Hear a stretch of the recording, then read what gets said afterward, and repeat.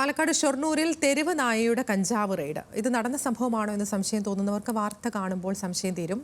കഴിഞ്ഞ ദിവസമാണ് നാട്ടിൽ കൗതുകമുണ്ടാക്കിയ കഞ്ചാവ് കഥ നടന്നത്. ഷൊർണൂർ കൈലിയാട് റോഡിലെ കിണറ്റിൻകരയിലാണ് സംഭവം. മമ്മിളിക്കുന്നത്ത് മുകേഷിന്റെ വീടിന്റെ മുന്നിൽ കിടന്ന പാക്കറ്റ് തെരുവ് നായ കടിച്ച് ഇവരുടെ കാറുകൾ പാർക്ക് ചെയ്ത പറമ്പിലിട്ടതോടെയാണ് കഞ്ചാവ് കേസിന്റെ കഥ തുടങ്ങുന്നത്. ഭക്ഷണമാണെന്ന് കരുതിയാകും തെരുവ് നായ പാക്കറ്റ് കടിച്ചു കൊണ്ടിട്ടത്. നായയുടെ പരാക്രമം കണ്ട നാട്ടുകാരാണ് പാക്കറ്റിൽ കഞ്ചാവാണെന്ന് പോലീസിനെ വിളിച്ചു പറയുന്നത്.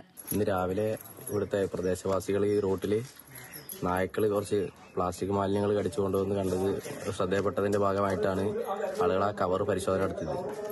പരിശോധന നടത്തിയപ്പോൾ ആളുകൾ കഞ്ചാവാണെന്ന് തോന്നിക്കുന്ന വിധത്തിലായപ്പോൾ ആളുകൾ തന്നെയാണ് നേരിട്ട് പോലീസിനെ വിളിക്കുകയും അവർ വന്ന് വീട്ടിൽ പരിശോധന നടത്തുകയും ചെയ്തിട്ടുള്ളത്.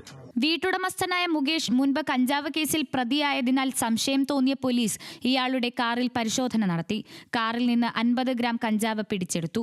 വീട്ടിൽ പരിശോധന നടത്താനെത്തിയപ്പോൾ മുകേഷിന്റെ ഭാര്യ പ്രവീണ വീടിനകത്ത് സൂക്ഷിച്ച കഞ്ചാവ് ടോയ്ലറ്റിലിട്ട് വെള്ളമൊഴിച്ച് കളഞ്ഞതായും കണ്ടെത്തി. പോലീസിന്റെ ശാസ്ത്രീയ പരിശോധനാ വിഭാഗം എത്തി ക്ലോസറ്റിൽ നിന്നും സമീപത്തു നിന്നുമായി കഞ്ചാവ് പിടിച്ചെടുത്തു. ഇതോടെ മുകേഷിന്റെ ഭാര്യ പ്രവീണയെ പോലീസ് അറസ്റ്റ് ചെയ്തു.